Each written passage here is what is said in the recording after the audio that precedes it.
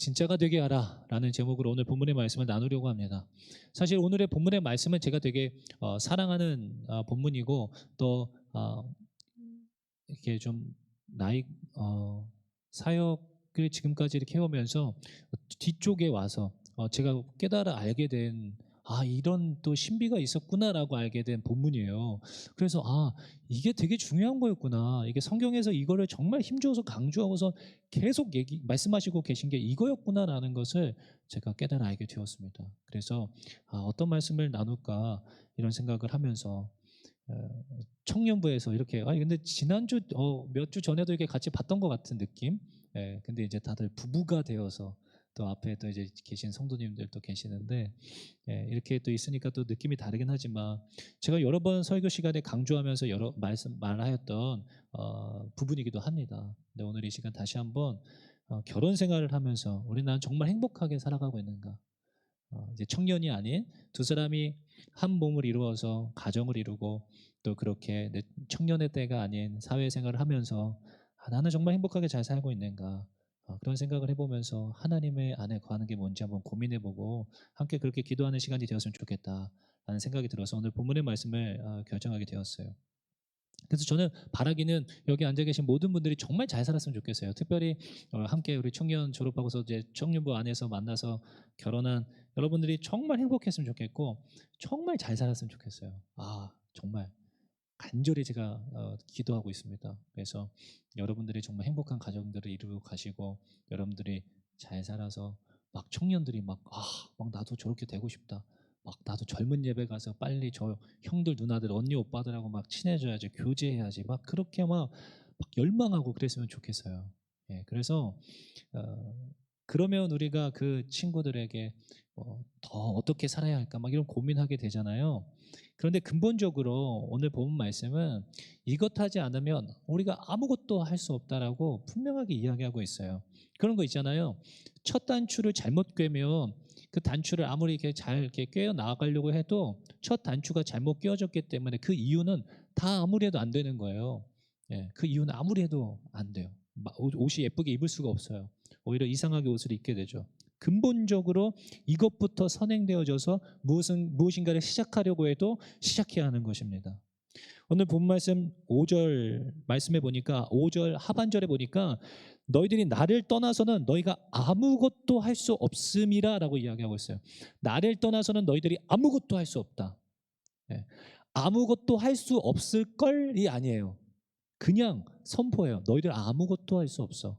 나를 떠나서는 너희들이 아무것도 정말 아무것도 할 수 없다라고 말씀하셨어요. 그러니까 우리가 주님 안에 있지 않으면 여러분들이 아무리 애쓰고 잘 살고 행복한 가정을 꾸리고 자녀를 잘 키우고 싶어도 선한 영향력을 끼치면서 빛과 소금으로 잘 살아가고 싶어도 아무것도 할 수 없대요. 여러분들이 주님 안에 있지 않다라면 제가 사역을 하면서 알게 된 게 있습니다. 이게 그 청년 사역뿐만 아니라 공통적이죠. 교회 안에는 여러분 진짜 믿음이 있고 가짜 믿음이 있어요. 신앙생활을 하는데 진짜가 있고 가짜가 있는 거죠. 여러분들 스스로 한번 생각해 보세요. 나는 진짜일까 가짜일까? 나는 진짜일까 가짜일까? 어떠세요? 진짜와 가짜 사이를 두부 자르듯이 이렇게 딱 나눌 수는 없을 것 같아요. 딱 나눠지지 않지만 그런 사람의 모습을 보면 열매를 보면 알 수 있어요. 이 사람 진짜인지 가짜인지, 이 사람이 믿고 있는 신앙생활 이 하나님이 진짜인지 아닌지는 열매를 보면 알 수 있습니다. 여러분 진짜는요 굉장히 나이스합니다. 무슨 말이냐면 굉장히 멋있어요. 젠틀하고 멋있고 예쁘고 마음에 여유가 있어요.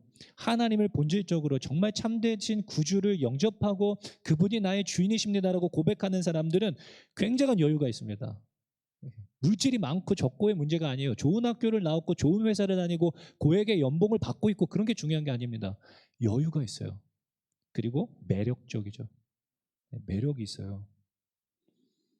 그 예전에 그 사역을 하면서 어떤 한 청년이 기억이 나요. 그 청년이 어, 그 집안도 좋고 다 너무 좋아요. 다 너무 좋은데 뭐 부족할 게 없는 그런 삶을 살고 있었어요. 근데 그 친구가 신앙 하나님을 정말로 믿고 있다라는 게 여실히 드러나는 게 그 친구가 모든 상황이나 환경이나 모든 게 더 좋지만 그런 걸 하나도 개의치 않는 거예요.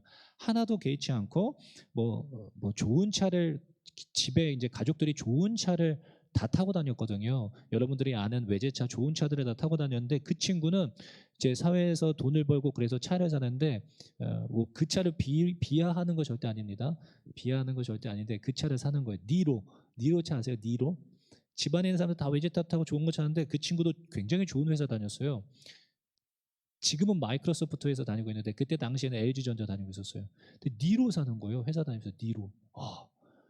그래서 야 충분히 그보다 훨씬 더 좋은 차를 사는데 그게 너무 불필요하다는 거예요. 그렇게 그런 것에 대해서도 허세가 없어요. 그러니까 그 친구는 그 친구 중심으로 항상 사람들이 모입니다. 항상 사람들이 모이고 그 친구는 항상 사람들하고 모이면 막 무엇인가 나눠주고 싶어요. 밥을 막 해준다든지 막 집에 초대해서 막 이렇게 해주려고 하고 사람들에 대한 긍휼의 마음이 있는 친구였어요. 그 친구가 믿고 있는 하나님이 진실되다라는 것을 제가 또 언제 한번 확인해 볼 수 있었냐면 회사를 다니다가 회사에서 뭔가 분명한 사명과 자기 그 정체성의 어떤 하나님의 나를 이곳에 부르셔서 하나님의 나를 쓰시고 있다는 느낌이 들지 않는 거예요. 고민하다가 그 회사를 나와버리더라고요. 그리고 하나님께서 나에게 어떻게 인생을 살아가야 할까 고민하기 위해서 또 발견하기 위해서 6개월 그 선교지로 떠나더라고요. 그래서 6개월 동안 선교지를 그 남아프리카 쪽으로 해서 그 6개월 정도를 이렇게 선교지를 순회하면서 돌면서 하나님의 사역들을 보고 무엇을 해야 내가 하나님의 기쁨이 될 수 있을까 고민하다가 돌아와서 그 친구는 이제 자신이 깨달아 알게 된 게 나는 돈을 많이 벌어야 되겠다라고 이제 정답을 얻고서는 그 돈을 많이 벌어서 보내는 선교사가 되어야 되겠다라고 결심하고 지금 그렇게 살려고 애를 쓰고 있는 거죠.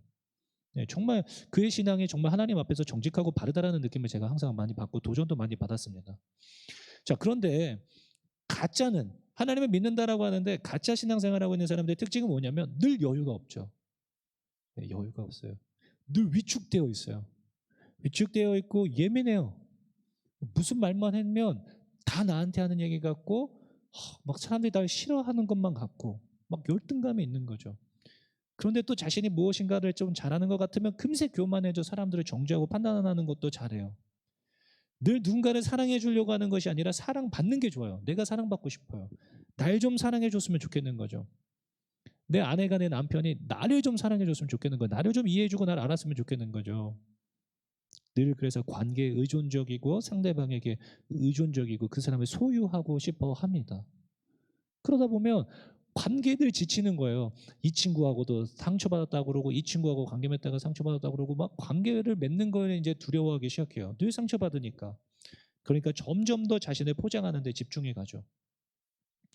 좋은 유명 메이커, 좋은 아파트, 네임밸류가 있는 아파트에서 살고 싶고 좋은 차를 타고 싶어 하고 점점 자기를 포장해 가요. 이제 반대쪽에 이제 친구인데 그 중학교 2학년 때 제가 그 친구를 만났을 때는 중학교 2학년 때 만났던 청년이에요. 근데 자매였어요. 근데 지금은 27인가 8 됐어요. 27인가 이제 8 됐을 거예요. 근데 그 친구가 이렇게 그 인스타그램에 사진이 올라오는데 전혀 다른 사람이 됐어요. 전혀 다른 친구. 예전의 얼굴이 하나도 남아있지 않아요. 저는 의학 기술이 그렇게 발달한지 처음 알았습니다. 여러분 이게 무슨 말이냐면 얼굴에 이제 성형 수술을 이제 많이 한 차례, 두 차례, 세 차례 막 여러 번 하는 거예요. 근데 정말 다른 사람, 새로운 피조물이 되었습니다. 깜짝 놀랐어요. 새로운 피조물이 되어서 그 친구가 그런 얼굴이 아니었는데 정말 예뻐졌어요. 아, 정말 이게 속아서 안 되는구나. 이렇게 변화되는구나를 저는 중학교 2학년 때부터 그 친구를 봐왔기 때문에 이렇게 변화되어지는 과정을 전 여실히 보았습니다. 지금도 변화되어지고 있어요. 계속 돈을 버는 족족 다 얼굴에다가 쓰는 거예요. 왜 그럴까? 이제 왜 그럴까? 그 친구도 분명히 교회를 다니고 있는데 굉장한 열등감이 있는 거죠. 하나님이 믿지만 여러분 사랑하는 우리 성도 여러분, 하나님께서는 우리를 하나님의 선하신 계획과 뜻을 가지고 진짜로 창조하셨습니다. 여러분들을 하나님이 아름다운 형상을 하나님의 형상을 우리 안에 주시고 하나님이 진짜로 빚으셨어요. 그런데 나는 왜 이런가? 나는 왜 하나님의 사역을 하고 또 하나님의 이 젊은 예배까지도 나와서 이렇게 예배하려고 애를 쓰고 있는데 왜 내 안에는 그런 기쁨과 감사, 성령의 열매라고 하는 것들이 내 삶 가운데 맺히지 못하고 나는 왜 이렇게 무기력하고 뭔가 정체되어져 있는 것만 같은, 왜 우리 가정에는 하나님의 다스리심과 통치하심, 천국을 맛볼 수 없는 것인가, 그런 고민 하시는 분들 계시지 않으십니까? 성경은 우리에게 말을 하기는 뭐라고 그러시냐면, 일단은 첫 번째로 오늘 본문과는 좀 다른 이야기는 하지만 제가 이 이야기를 짚고 넘어가고 싶어요. 오늘 이야기를 나누면서 성경은 우리에게 끊임없이 우리는 전쟁 중이다라고 하는 거죠. 전쟁 중. 여러분들 전쟁 중이라는 거예요. 지금 러시아와 우크라이나가 굉장한 긴장감을 가지고 계속 지금 전쟁하고 있잖아요. 이미 판가름은 났지만 그럼에도 전쟁 중이에요. 그 인스타그램이나 어떤 뉴스 보도 자료에 보면은 막 남자들이 이제 파병 이제 징집되어서 자신의 가족들과 인사하고 막 헤어지는 모습 보고 저희 안에 막 굉장히 막 더 막 마음이 이입되어 가지고 당신이 이렇게 떠난다면 나 어떨까? 그러면서 막 슬퍼하고 막 그러더라고요. 그래서 막 더 막 기도하고 막 그러던데, 얼마나 전쟁이라고 하는 게 끔찍하고 고통스러운 겁니까? 근데 우리가 그런 전쟁 중이라는 거예요. 우크라이나, 러시아와 전쟁하듯이 우리가 그런 전쟁 중이라는 것입니다. 근데 제가 볼 때 그것보다 훨씬 더 치열한 것 같아요. 훨씬 더 치열한 전쟁 중입니다.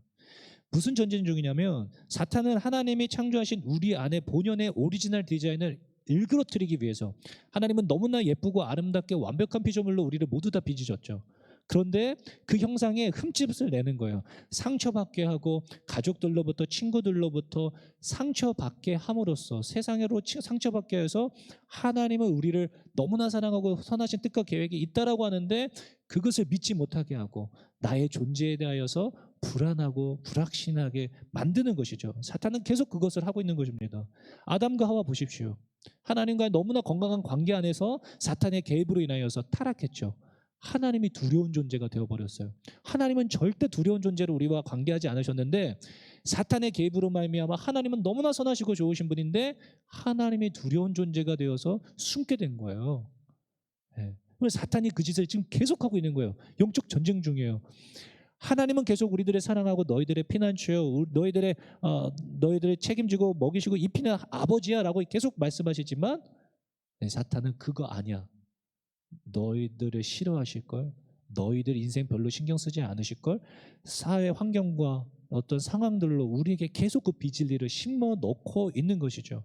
그러므로 우리의 형상이 점점 일그러지는 거예요. 우리 안에 진리가 자리 잡히는 게 아니라 비진리가, 우리 안에 사탄의 비진리가 점점 뿌리 내려서 악한 열매를 맺게 되는 것이죠. 그 악한 열매는 두려움이고 수치심이고 불안과 염려, 짜증, 음란, 분노, 시기, 미움, 교만이라는 열매들이 계속 삶 속에서 맺혀지고 있는 것입니다. 궁극적으로는 하나님과의 단절이죠. 그러면 우리가 두렵잖아요. 무서워지기 시작하잖아요. 하나님과 단절되어지면 무서워지기 시작해요. 그러면 나를 지켜줄 수 있을 것만 같은 것에 의존하고 집착하기 시작합니다. 뭘까요? 하나님을 대체할 만큼 우리 인생에 영향력을 줄 수 있을 것만 같은 것들, 이게 바로 돈이죠. 물질이죠. 그래서 수많은 사람들이 그 물질에 목을 맵니다. 목을 매요. 사탄이 그래서 꺼내든 히든 카드이기도 합니다. 예수님을 3번 시험하게 될 때 마지막으로 마치 히든 카드를 꺼내듯이 세상 부귀영화를 보여주면서 예수님이 시험하셨죠. 내가 이거 너에게 줄게. 사탄이 주로 사용하고 있는 물질의 카드가 이제 물질인 거예요. 물질. 사랑하는 성도 여러분, 잘 한번 생각해 보세요. 돈이 있으면 행복하고 돈 없으면 불행하고가 아닙니다. 돈이 있으면 편하고 돈이 없으면 불편한 건 사실이죠. 그러나 돈이 있으면 행복하고 돈이 없으면 불행해지는 것은 절대 아닙니다. 그렇지 않아요? 예수님이 계시면 행복하고 예수님이 안 계시면 불행한 거죠. 여러분 맞으십니까? 예수님 계시면 행복하고 예수님 안 계시면 정말 불행해지고 불안해지시는 거 맞아요? 정말 돈이 많으면 내가 너무 마음이 안도되어지고 막 월급 들어오고 그러면 막 통장에 갑자기 딱 금방 사라져 없어질 돈이긴 하지만 카드값이랑 여러 가지로 그래도 막 뭔가 차오르는 기쁨이 있고, 그런 게 아니고 예수님이 계시면 우리의 심령은 너무나 벅차고 행복해지고 예수님이 안 계시면 불안해지고 불편해져야만 합니다. 진짜와 가짜가 나뉘는 거대한 분기점, 거대한 분기점은 예수 그리스도가 말씀이 성령이 내 안에 충만하신가 아닌가에서 나뉘는 것입니다. 네. 여러분 그렇다면 고민해 봐야 되겠죠. 나는 지금 예수 그리스도, 말씀, 성령님이 내 안에 충만히 계신가 아닌가.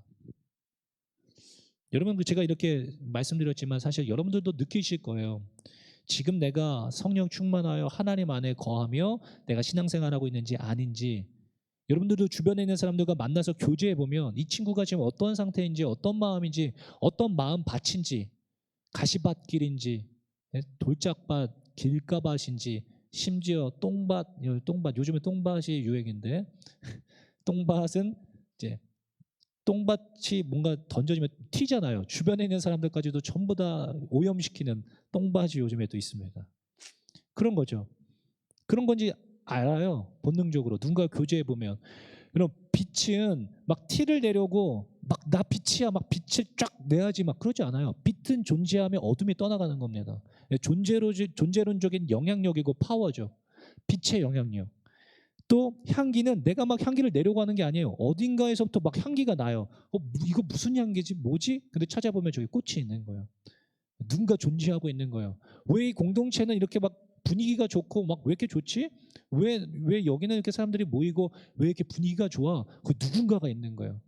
향기를 내고 있는, 빛을 내고 있는 누군가가 있는 것입니다. 존재론적인 영향력과 파워. 교제해 보면 알 수 있어요. 누가 진짜로 하나님 안에, 성령 안에 거하며 삶을 살아가고 있는지 알 수 있습니다. 그러면 우리가 어떻게 해야 하는가? 이제 어떻게 하면 되는가에 대한 이야기를 해보려고 해요. 우리의 신앙생활이 어떻게 하면 진짜가 될 수 있을까? 내가 하나님과 교제하면서 어떻게 하면 행복하고 주님과 함께 동행하며 그 가슴 뛰는 벅찬 삶을 살아갈 수 있는 것인가?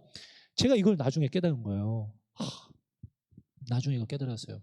이게 뭐 익히 들어 아는 말씀이시겠지만 오늘 잘 한번 고민해보고 가슴에 이렇게 새길 수 있는 시간이 되었으면 좋겠습니다. 첫 번째는요, 예수님이 내 안에 계셔야 합니다. 예수님 내 안에 계셔야 돼요. 예수님은 말씀이시기도 하시죠. 자, 4절서부터 7절 말씀인데요. 제가 한번 읽어볼게요. 내 안에 거하라. 나도 너희 안에 거하리라. 가지가 포도나무에 붙어 있지 아니하면 스스로 열매를 맺을 수 없음 같이 너희도 내 안에 있지 아니하면 그러하리라. 나는 포도나무여 너희는 가지라. 그가 내 안에 내가 그 안에 거하면 사람이 열매를 많이 맺나니 나를 떠나서는 너희가 아무것도 할 수 없음이라. 사람이 내 안에 거하지 아니하면 가지처럼 밖에 버려져 마르나니 사람들이 그것을 모아다가 불에 던져 사르느니라. 너희가 내 안에 거하고 내 말이 너희 안에 거하면 무엇이든지 원하는 대로 구하라. 그리하면 이루리라.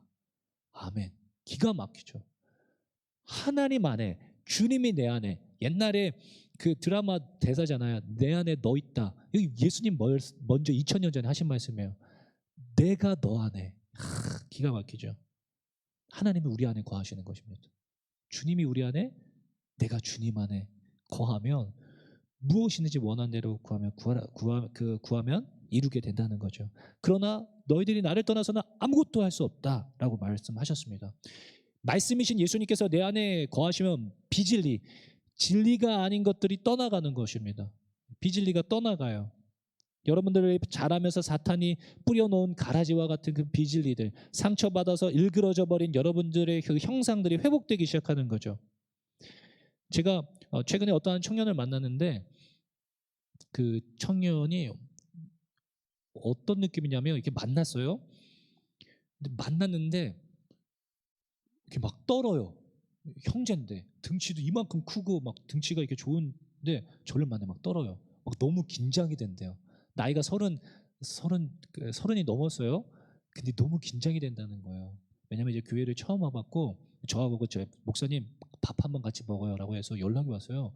그래서 그래 밥 같이 먹자 해서 밥을 먹었는데 차까지 세차를 딱 하고 온 거예요. 세차하고서 물기도 아직 마르지 않은데 그걸 끌고 와가지고 막 손을 떨고 예, 목사님 제가 웬만한 여자를 만나도 안 떠는데 뭐 이러면서 막 떨면서 얘기를 하는 거예요. 그래서 만나면서 그 친구가 무슨 이야기를 하냐면 예, 너무 두렵고 힘든 시간을 보내다가 온 거예요. 예, 교회라는 것에 친구가 한번 교회 와봐라 그 이야기를 듣고 그 친구하고 통화하면 막 울고 삶이 너무 더덥고 힘들고 그랬는데 교회 와서 너무 회복이 되고 이 교회라는 곳 안에 공간 안에 있는 것만으로도 너무 행복하다는 거예요. 그러면서 자신이 얼마나 덧없이 그렇게 살았는지를 이제 깨달아 알게 돼서 너무 감사하고 너무 좋다는 거예요. 그것만으로도 하나님이 계신지 안 계신지는 잘 아직 모르겠지만 그냥 지금 이 교회 나오고 이 사람들과 함께 하는 것만으로도 너무 좋아요, 목사님. 이런 얘기하면서 막 떨면서 그런 얘기를 하더라고요.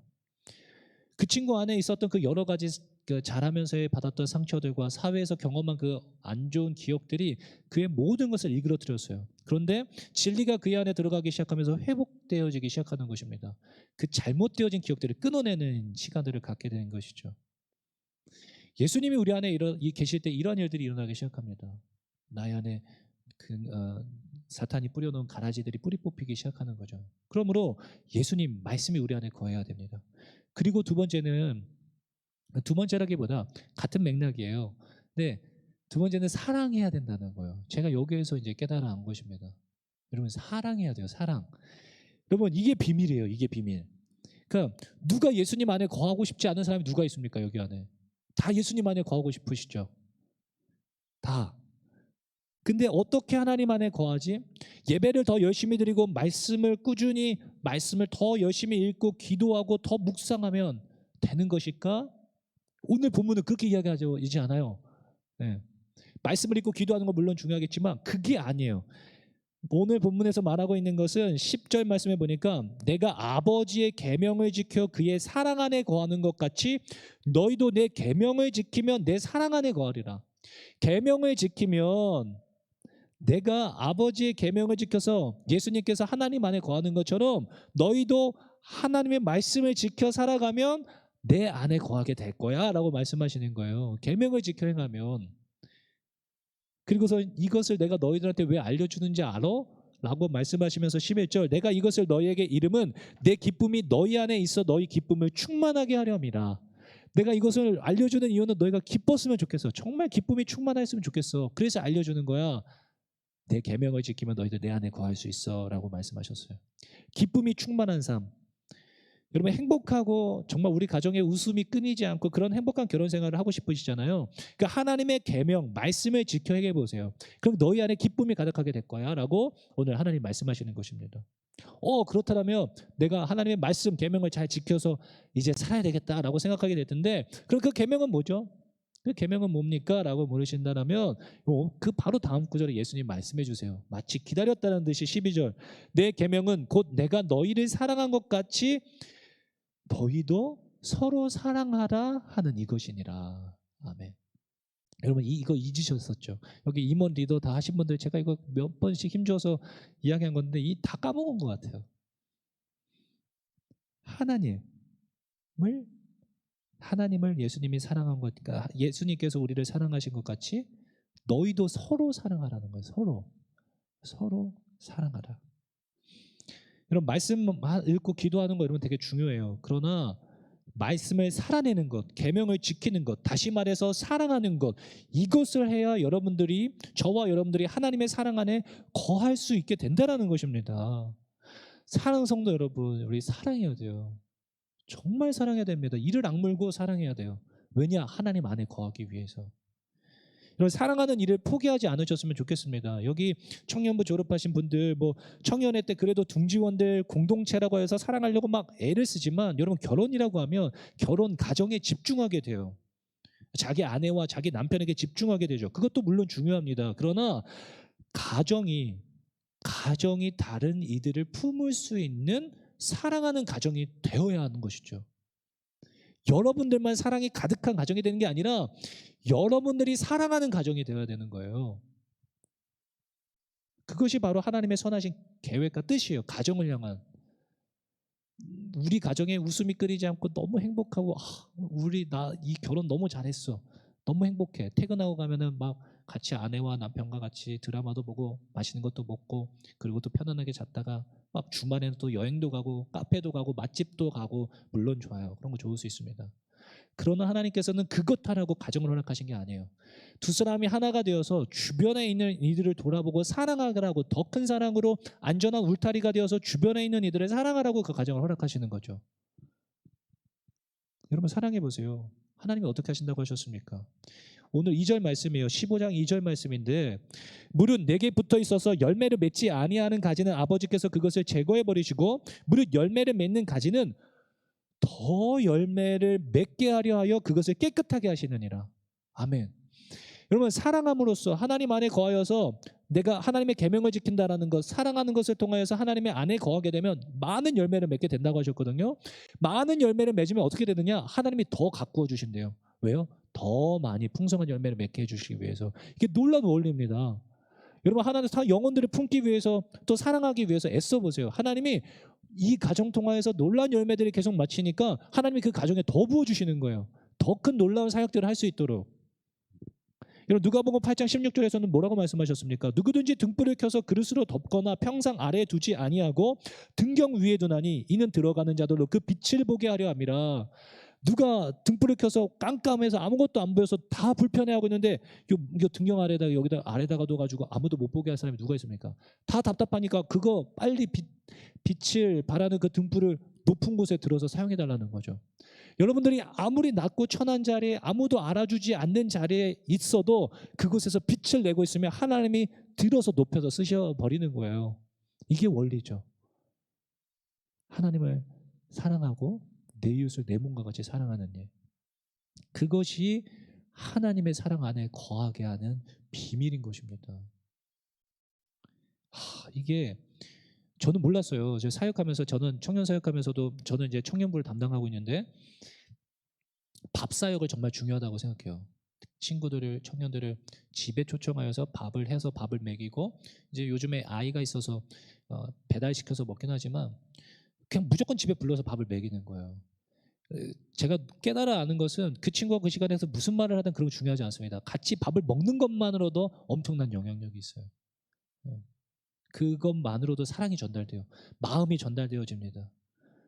여러분, 가정을 오픈한다는 건 사실 쉬운 거 아니죠. 오늘날 또 이 코로나 시대에 그렇게 가정을 오픈하여서 집도 지저분한데 막 이런데 어떻게 하지? 그런 거 어려우실 수 있죠. 그러나 여러분, 그게 사랑이 전달이 돼요. 사랑이 전달이 되어집니다. 여러분들의 삶에서 향기가 나고 빛이 나게 하고 맛을 내게 하는 것, 그것은 사랑하는 일입니다. 여러분, 주변에 있는 이들에게 관심을 가져보세요. 내가 사랑받아 본 경험과 기억이 없기 때문에 그렇게 하기에도 움츠러들고 좀 두려울 수 있어요. 누군가를 만나서 밥을 먹고 꼭 집이 아니더라도 누군가에게 손을 내밀고 다가가고 한다는 것 자체가 쉽지 않습니다. 그러나 우리가 받은 그 하나님의 사랑을 기억함으로 다가가서 사랑을 해버리는 것이죠. 사랑을 해버리는 거예요. 하나님께서는 사랑하라고 했지 그 친구들을 기대하고 무엇인가를 기대하면서 만나거나 그런 게 아니에요. 사랑하라고 했습니다. 사랑은요, 조건 없는 사랑이에요. 예수님이 우리를 사랑하신 것처럼 우리가 사랑하는 것입니다. 우리의 어떠함을 보지 않으시고 자신의 생명을 우리에게 주신 그 사랑을 하라는 거거든요. 근데 어떤 기대와 내가 이 친구에게 이렇게 했으니까 이렇게 해주겠지라는 어떤 마음을 가지고 대하기 시작하면 상처받고 금방 지쳐버립니다. 우리가 반드시 명심해야 될 것은 예수님이 날 어떻게 사랑하셨는지를 기억하고 그 사랑을 흘려보내는 것입니다. 흘려보내는 거예요. 그러므로 소외되고 곁이 없는 친구들을 다가가서 말을 걸고 사랑해 주는 거죠. 여러분들 주변에 이 가정들끼리 교제하는 거 되게 중요합니다. 지금 이렇게만 예배드리고서 딱 돌아가고 끝나고 그런 게 아니라 여러분들끼리 모이고 서로 돌아보고 힘들고 어려움을 겪고 있는 지체들을 또 그 가정들을 돌보고 그 형편을 돌보아 주는 것, 그것이 하나님께서 우리에게 명령하시고 요구하시는 것이죠. 그것이 너무나 중요합니다. 이제 여러분들께서 이제 결혼을 해서 가정을 꾸려서 이제 내가 이 가정을 잘 키우고 내 자녀를 잘 돌보면 되지가 아닙니다. 주변에 있는 이들을 돌아볼 수 있는 사랑을 해야지만 하나님의 사랑 안에 거할 수 있게 되어지는 것입니다. 여러분들의 가정을 안전한 공간으로 만드셔서 사람들을 초대하십시오. 공간적인 초대가 아니라 마음으로 초대하는 거죠. 마음에 그 사람들을 품는 거예요. 품어보는 것입니다. 그리고 여러분, 결코 누군가가 우리 집에 오겠다고 하면 초대할 거 그런 게 아니에요. 먼저 다가가셔야 돼요. 여유 있고 먼저 준비되어진 가정이 손을 내밀어서 그들을 품고 초대해야 됩니다. 그래야 그들이 이렇게 올 수 있어요. 왜냐하면 그들은 움츠러들어 있거든요. 움츠러들어 있어요. 그런 사람들을 사랑하는 것입니다. 자, 그럼 어떻게 되는가? 이건 이제 이것을 해보니까 이렇게 살아보니까 알게 되어진 게 하나 더 있었어요. 그것은 무엇이냐면 여러분 사랑하면 하나님의 사랑 안에 거하게 되고 하나님이 또 우리 안에 거하게 되면 알게 되어지는 놀라운 것이 있는데 바로 하나님을 알게 돼요. 하나님의 마음을 알게 돼요. 신기하죠. 예, 이해할 수 없고 상처받고 소외되는 그런 사람들을 사랑하려고 애쓰다 보면 끌어안으려고 보면 그 친구들의 마음과 그들의 심령이 이렇게 모나 있어요. 예, 뾰족하고 예, 나는 사랑한다고 했는데 오히려 상처를 줄 때가 많죠. 이제 그러면 막 아파요. 포기하고 싶고 더 이상 막 무시해버리고 싶고 막 그런 마음들이 들 때가 있죠. 그런데도 불구하고 하나님을 사랑하래요. 용서하래요. 그러면 또 끌어안고 또 사랑하려고 애를 쓰는 것이죠. 여러분 그러다 보면 하나님이 부어주시는 게 있는데 예수님의 마음이에요. 나를 어떻게 사랑하고 계시는지를 알 수 있게 됩니다. 이것은 제가 그냥 경험해서 얘기하는 게 아니에요. 요한일서에서 계속 반복적으로 요한 사도가 이야기하고 있는 하나님은 사랑이시기 때문에 사랑하지 않는 자는 결단코 하나님을 알 수 없다라고 말씀하셨어요. 그래서 그 말씀이 이해가 되기 시작하더라고요. 여러분 주변에 있는 이들을 사랑하기 위해서 부단히 애써 보십시오. 하나님이 더욱더 내 삶 가운데 선명해지고 하나님의 마음이 어떠한 분이셨는지 하나님의 마음이 어떠한지를 더 선명하게 분명하게 알아가실 수 있게 될 것입니다. 이게 놀라운 비밀이죠. 사랑하는 성도 여러분, 저는 오늘 이 시간 짧은 시간 한 번에 이제 말씀을 제가 전하게 되는데 이것을 젊은 예배가 만들어졌잖아요. 우리 청년부에서 이제 졸업한 이제 신혼부부 그룹 또 이렇게 있는 그룹들이 이제 여기에 모여서 예배할 수 있게 되어졌는데 여러분 이곳에서 여러분들께서 하나님께서 기대하는 게 뭘까? 또 이 예배를 통해서는 영광 받으시는 것이 무엇일까? 저도 고민하고 참 이게 정말 이 젊은 예배가 잘 됐으면 좋겠다. 막 이런 생각했거든요. 그것은 무엇이냐면 이제는 청년의 때 그것을 벗어나서 뜨겁게 사랑하는 정말 공동체가 되었으면 좋겠다. 그런 기대가 있어요. 우리 청년들이 정말 그 가정을 보면서 와, 이 가정에 대한 이 그 이제 되게 회의적이고 기대가 없잖아요.